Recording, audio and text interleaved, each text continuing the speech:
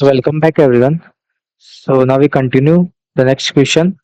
So in this question we have given that in the reaction of proton, neutron, proton, then this mediated by a strong interaction. ठीक है. So यहाँ पे हमें strong interaction दिया है. ठीक है. The baryon number B, strangeness S, and third component of isospin is equals to I3 of a particle XR. ठीक है. So हमें ये strong interaction दे दिया. स्ट्रॉन्ग दे दिया मीन्स आई थ्री जो होगा, आई एंड आई थ्री जो है इसमें इंट्रोड्यूस हो जाएंगे. ठीक है. और आई एंड आई थ्री इंट्रोड्यूस होंगे तो ये क्या होंगे, कंजर्व होने चाहिए फॉर दिस रिएक्शन. ठीक है. इस रिएक्शन के लिए कंजर्व होने चाहिए तभी जाके ये रिएक्शन हो पाएगी सक्सेसफुली. सो हमें रिएक्शन जो दे रखी है प्रोटॉन न्यूट्रॉन. ठीक है. Proton, kaon and X. Sorry. So हमें B S and I three calculate करना है फॉर दिस एक्स. एक्स के लिए हमें ये सब चीजें कैलकुलेट करनी है. ठीक है. सो कंजर्वेशन रूल्स लगाते हैं. सो फर्स्ट जो मेरा है वो है बैरियन नंबर कंजर्वेशन. सो बैरियन नंबर कंजर्वेशन में प्रोटॉन जो है मेरा बैरियन है. ठीक है. सो इसके लिए बनाया जाएगा. न्यूट्रॉन इज ऑल्सो है बैरियन. सो इसके लिए बनाया जाएगा. यहाँ पे प्रोटॉन है वो बैरियन है, आ जाएगा. कायोन जो है वो बैरियन नहीं है. ठीक है. सो इसके लिए जीरो. सो इसको कंजर्व करने के लिए, ठीक है, सो यहाँ पे अभी इसको छोड़ते हैं, आगे आगे चलते हैं. बैरियन के बाद जो आएगा मेरा नेक्स्ट वो आएगा स्ट्रेंजनेस. ठीक है. स्ट्रेंजनेस है. सो प्रोटॉन की जो स्ट्रेंजनेस होती है वो होती है जीरो. न्यूट्रॉन की स्ट्रेंजनेस होती है जीरो. इधर प्रोटॉन की स्ट्रेंजनेस जीरो एंड कायोन की जो स्ट्रेंजनेस होती है वो होती है +1. ठीक है. Now third one is I three. I three जो होगा वो होगा प्रोटॉन के लिए आई थ्री होगा +½ न्यूट्रॉन के लिए आई थ्री होगा -½ सिमिलरली प्रोटॉन के लिए जो आई थ्री होगा वो होगा +½ कायोन के लिए जो आई थ्री होगा वो होगा +½ ठीक है. सो अब यहाँ पे देखते हैं इसको कंजर्व कराने के लिए, बैरियन नंबर कंजर्व कराने के लिए इधर कितना है, 1 + 1 2 हो जाएगा. सो इधर कितना चाहिए, 2 चाहिए. सो यहाँ पे इसका बैरियन नंबर आना चाहिए +1. ठीक है. उसके बाद स्ट्रेंजनेस इधर कितनी है, 0 + 0 0 हो जाएगी. इधर स्ट्रेंजनेस 0 + 1 तो 1 हो जाएगी. लेकिन हमें चाहिए क्या, 0. सो इसको मैं करना पड़ेगा -1. सिमिलरली फॉर दिस केस ये हो जाएगा मेरे पास 0. यहाँ पे ये हो जाएगा कितना, +1. सो इसको कम कंपनसेट कराने के लिए हमें कितना चाहिए, स्ट्रेंजनेस ऑफ आई थ्री -1. ठीक है. सो इसके लिए जो सेट ऑफ पैरामीटर्स होंगे वो होंगे 1 -1 -1. ठीक है. Baryon, strangeness and I three. ठीक है. सो आई होप आपको समझ में आया होगा. ये कोई इजी क्वेश्चन था ये तो एकदम. So option number 2 is correct. ठीक है. बढ़ते हैं नेक्स्ट क्वेश्चन की तरफ. ये फैब 2022 का क्वेश्चन था. ठीक है.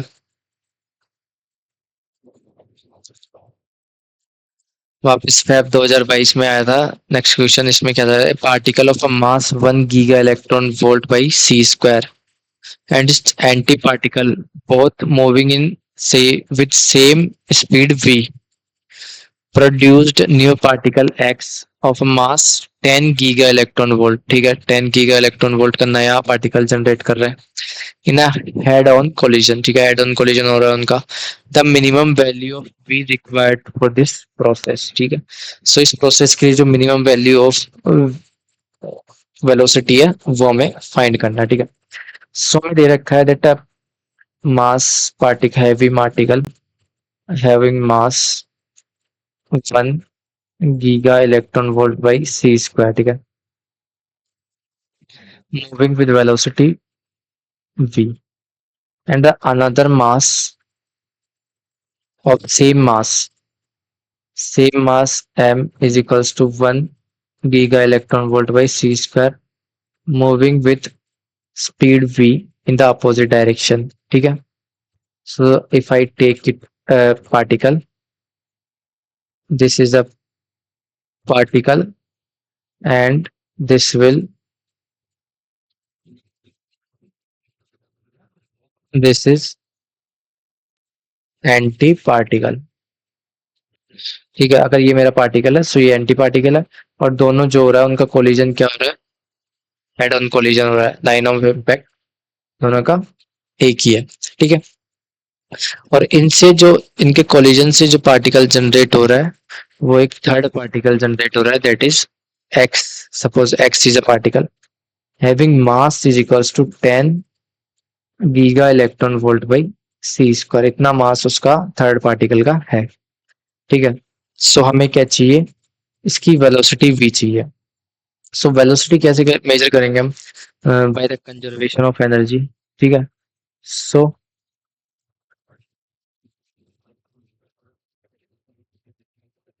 Energy must be conserved in this collision। ठीक है, सो इस कोलिजन में एनर्जी एंड मोमेंटम दोनों ही कंजर्व होगा होने को तो, लेकिन हम एनर्जी कंजर्वेशन करके हम सिंपली कैलकुलेट कर सकते हैं। सो एनर्जी कंजर्व करेंगे, सो ये जो पार्टिकल हमारा फर्स्ट v स्पीड से जा रहा है, so it is like relativistic इसकी एनर्जी होगी। सो इसकी जो एनर्जी होगी वो होगी m c square over under root 1 - v square by c square. Relativistic energy is for this one, and same for this one, mc square over root 1 - v square by c square. And ये जो होगा rest पे होगा और heavy particle होगा, मास बहुत ज्यादा है, सो ये नॉन रिलेटिविस्टिक केस की तरह बिहेव करेगा, mc स्क्वायर। ठीक है, सो सोल्व करते हैं इसको आगे। सो आगे सोल्व करेंगे, सो ये बन जाएगा क्या? mc square over under root 1 - v square by c square is equals to mc square. ठीक है, c स्क्वायर से c स्क्वायर कैंसिल आउट हो जाएगा, बचेगा क्या? दैट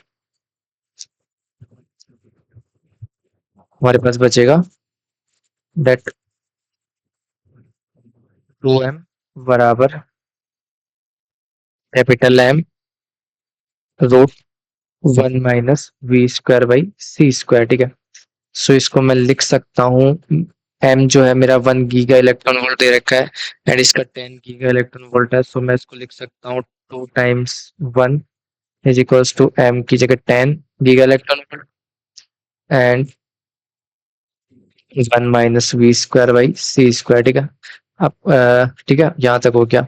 अब मैं स्क्वायरिंग द बोथ साइड कर देता हूँ, दोनों तरफ स्क्वायर कर देता हूँ, so this will become 4 and this become 100 1 - v square by c square. ठीक है, सो नाउ आगे सोल्व करते हैं इसको।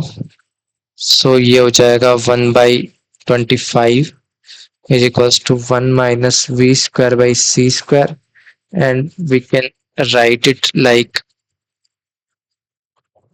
v square by c square is equals to 1 minus 1/25। ठीक है, सो ये हो जाएगा 24/25 v square by c square। So the v is equals to root 24/25 into c। ये जो आएगा मेरा v आ जाएगा। ठीक है, और मैं इसको अगर सोल्व करके लिखूं completely, so v will be 0.98 times c। ये जो आ जाएगा वेलोसिटी v। सो देखते हैं ऑप्शन कौन सा मैच कर रहा है। Option number 3 is correct, 0.98 times c। ठीक है, सो अब आपको ये समझ में आया होगा। ठीक है, इजी क्वेश्चन था। अगले क्वेश्चन की तरफ बढ़ते हैं। ठीक है, so the next question is, ठीक है, so a charge ion decays to muon and anti muon neutrinos. ठीक है, सो पायोन जो है वो जा रहा है म्यून में एंड एंटी म्यून का न्यूट्रिनो में। ठीक है, takes the rest mass of the, okay ये एक रिएक्शन हो रही है, take the rest mass of muon and pion to be this respectively, the probability that the measurement of the muon spin along the direction of its momentum is positive is closest to, ठीक है। सो जो हमें reaction दे रखी है that is जो हमारा pi minus है वो डिके हो रहा है मियोन में प्लस मियोन का एंटी न्यूट्रिनो में। रेस्ट मासेस दे रखे हैं whatever it be 105 and 140। This is pion and this is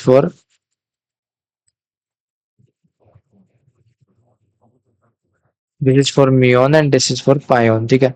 ये हमें मासेस दे रखे हैं, ठीक है। हमें पूछा है the probability that the measurement of a muon, the probability that the measurement of the muon spin along the direction of its momentum is positive, ठीक है। सो ये जो है ये थ्योरेटिकल क्वेश्चन है। इस क्वेश्चन में देख जो हमारा मियोन एंड द पायोन, जो मियोन है एंड इसका जो न्यूट्रिनो है वो है जो having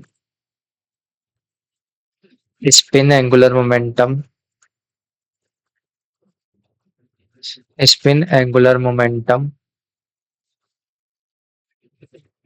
along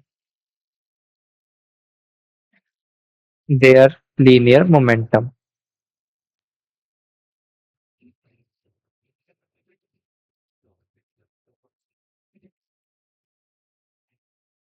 linear momentum,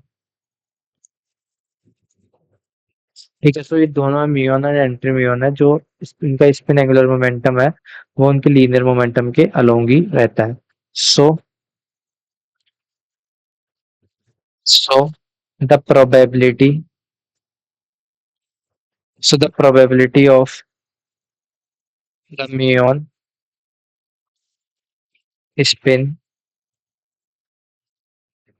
along the direction of its momentum is positive is equal to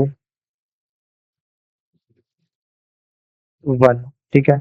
so probability क्या हो जाएगी 1, क्योंकि इसमें जो इसमें थ्योरेटिकल में हम थ्योरी में हम पढ़ते हैं दैट द म्यून एंड उसका जो एंटी न्यूट्रिनो है उनकी जो स्पिन एंगुलर मोमेंटम है वो उनके लीनियर मोमेंटम के अलोंग रहता है। और यही हमें पूछा गया था कि the probability that the measurement of a muon spin, muon की जो स्पिन है वो उसकी the direction of a momentum positive, so momentum के पॉजिटिव के लिए डायरेक्शन पूछी। So the option C is correct, ठीक है। ये थोड़ा इजी क्वेश्चन था, थ्योरेटिकल था, थ्योरी आपको कंप्लीटली पता होनी चाहिए, ठीक है। एंड CSIR दिसंबर 2019 ये भी एक थ्योरेटिकल क्वेश्चन है। इस क्वेश्चन में क्या दे रखा है that the strong nuclear force between neutrons and protons is a zero orbital angular momentum state is denoted by F and P are the separation between them। Similarly F and N neutron proton के बीच में force, neutron neutron के बीच में force, proton proton के बीच में force denote the force between pair of neutron proton respectively in a zero orbital momentum state is which of the following is true on an average of a internuclear distance this, ठीक है। सो मैं inter nuclear distance जो दे रखी है 0.2 Fermi से are की value 2 Fermi तक। सो यही जो होता है हमारा न्यूक्लियस की जो वैल्यूज होती है वो न्यूक्लियस जो होता है हमारा इतना ही बड़ा होता है मैक्सिमम। सो इस न्यूक्लियर फोर्स में जो हमारा कौन सा फोर्सेज है वो अट्रैक्टिव रहेगा एंड कौन सा रिपल्सिव रहेगा, ठीक है। ये ये हमारा है इनसाइड न्यूक्लियस,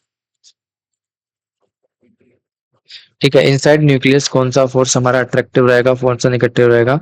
सो ये हमें इजीली पता है दैट जो हमारा न्यूट्रॉन न्यूट्रॉन फोर्स है एंड न्यूट्रॉन प्रोटॉन फोर्स है ये फोर्सेज क्या होते हैं अट्रैक्टिव होते हैं, ठीक है। न्यूट्रॉन के और न्यूक्लियस के अंदर जो neutron neutron and neutron proton होते हैं ये फोर्सेज जो होते हैं वो क्या होते हैं हमारे अट्रैक्टिव होते हैं। क्यों होते हैं, क्योंकि ये चार्ज पे डिपेंड नहीं करते, चार्ज इंडिपेंडेंट होते हैं।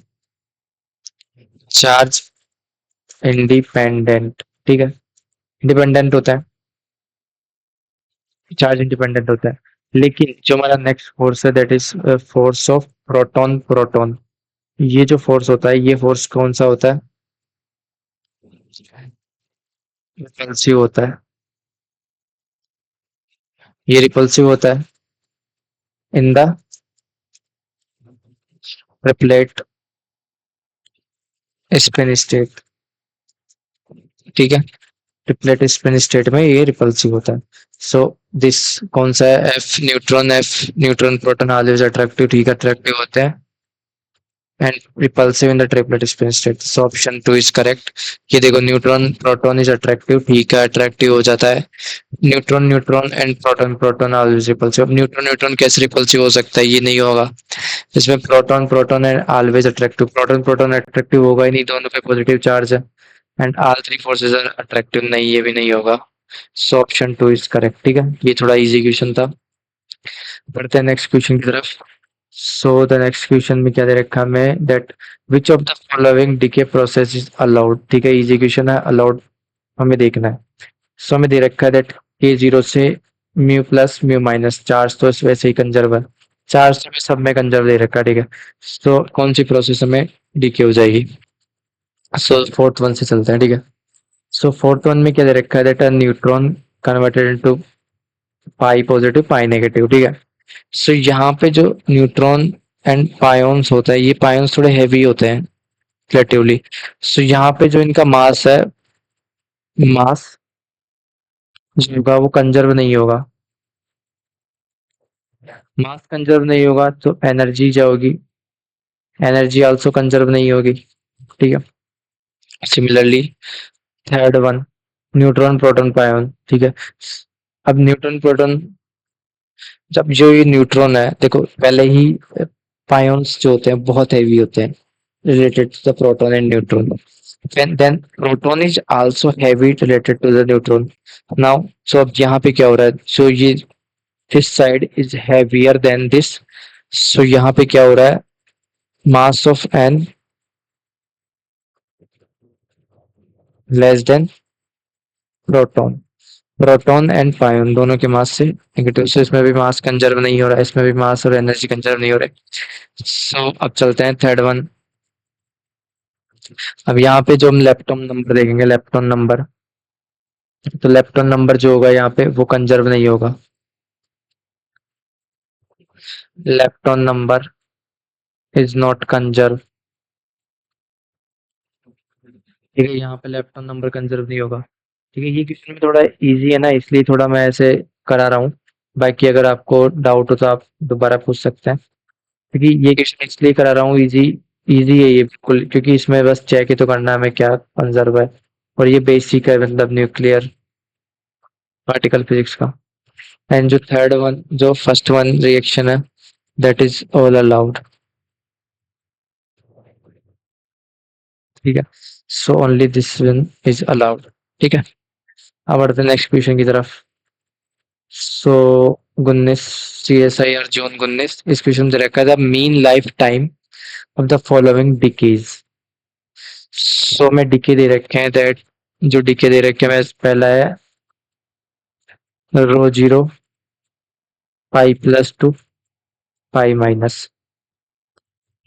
तो इसके लिए जो डिके रेट है वो है टाउ रो।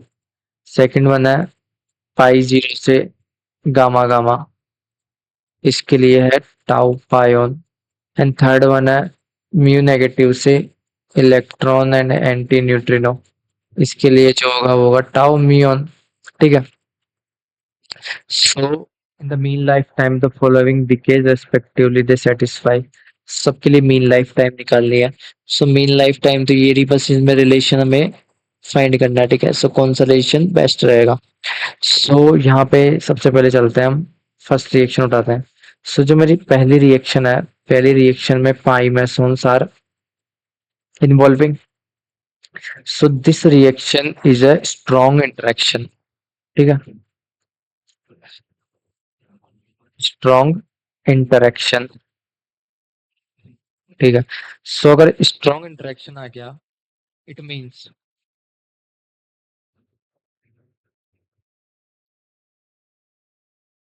ठीक है, so पहले हम स्ट्रॉन्ग दिखा देते हैं। जो सेकंड बना है इसमें गामा आ गया, सो गामा मीन्स ईएम। ठीक है, so second one is electromagnetic, and the final first one is weak interaction, क्योंकि इसमें म्यून एंड इलेक्ट्रॉन इन्वॉल्व हो रहा है। वीक इंटरेक्शन, ठीक है, वीक इंटरेक्शन ये आ गया। सो हम थ्योरेटिकल नॉलेज के अकॉर्डिंग हमें पता है that the mean life time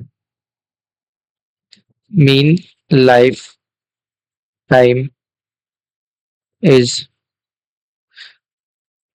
high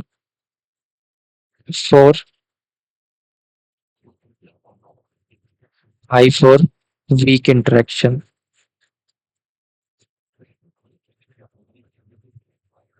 ठीक है, सो वीक इंटरेक्शन के लिए जो मीन लाइफ टाइम है वो हाई होता है।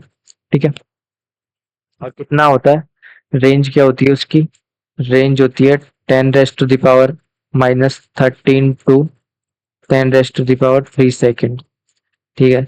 सेकंड वन जो केस है हमारा, that mean life time for EM lies between lies between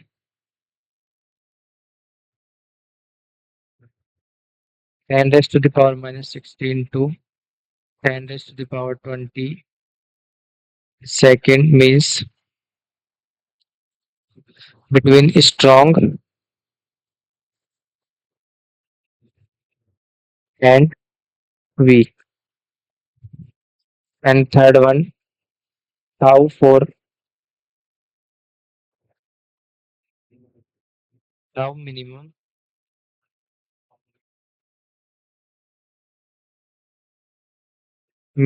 for strong interaction। ठीक है, स्ट्रॉन्ग इंटरेक्शन के लिए टाउ की वैल्यू मिनिमम होती है। ठीक है, और मिनिमम कितनी होती है, 10⁻⁻21 सेकेंड। ठीक है, सो यहाँ पे जो स्ट्रॉन्ग इंटरेक्शन है मेरा, इसके लिए मतलब जो टाउ रो जो है वो सबसे कम होगा। ठीक है, so tau rho less than होगा, फिर ईएम आ जाएगा, tau pi,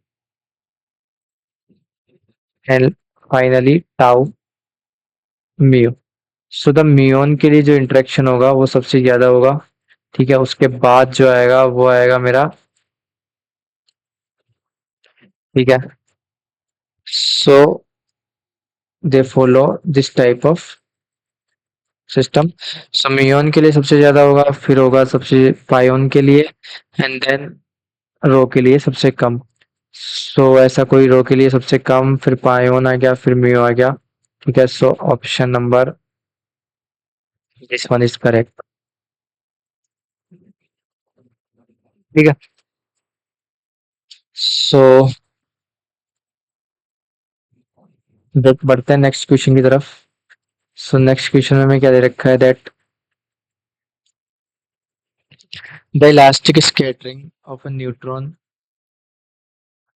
neutrino by an electron E, the reaction this can be described by the interaction Hamiltonian। ठीक है, interaction Hamiltonian हमें दे रखा है, तो बहुत तगड़ा सा Hamiltonian दे रखा है।